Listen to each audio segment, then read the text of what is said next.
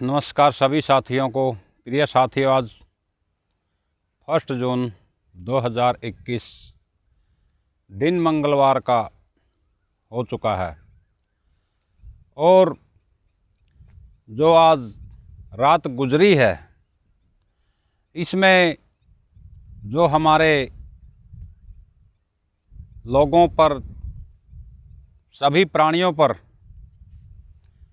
हानि हुई है प्राकृतिक रूप से, यानी कि प्राकृतिक आपदा से, इसका हम अंदाज़ा या अनुमान नहीं लगा सकते। क्योंकि जो वैसे तो इसको वैज्ञानिकों ने यासू नाम दे रखा है तूफ़ान का नाम, लेकिन हम अपने ग्रामीण इलाके के हिसाब से आंधी तूफ़ान लोकल हिसाब से कहते हैं। कहने का मतलब ये है कि हमारे यहाँ बहुत ज़बरदस्त तूफ़ान था 31 मई की रात को, लगभग 9:30 बजे से रात को, और बहुत समय तक चला है। तो इसमें अधिकांश जो बाहर जीव जंतु रहते हैं उनको बहुत क्षति पहुंची है, क्योंकि ये प्राकृतिक आपदा इंसान के हाथ में नहीं होती। अगर हमारे हाथ में होती तो ऐसा होने नहीं देते, लेकिन ये भगवान की मर्ज़ी है, हम इसमें कुछ नहीं कर सकते। लेकिन मेरा कहने का ये अर्थ है कि जितनी भी, जिस प्राणी की जिस तरह से सहायता हो सके हमें वो करनी चाहिए इस संकट की, इस दुख की घड़ी में। क्योंकि जो बाहर जीव जंतु एवं जानवर थे वहाँ पर बहुत ज़्यादा वृक्ष गिरे हुए हैं।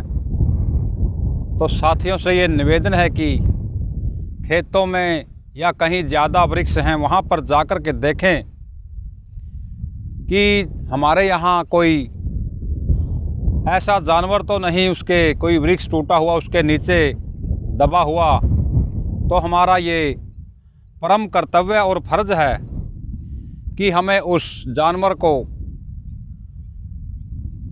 या किसी प्राणी को अगर हम दुविधा में देखते हैं तो हमें उसके खुद काम आना चाहिए। हमारा ये दायित्व और फर्ज है। तो प्रिय साथियों, आप सभी जो लोग बाहर जा सकते हैं, मैं ये नहीं कहता कि अपना काम छोड़ के जाएं।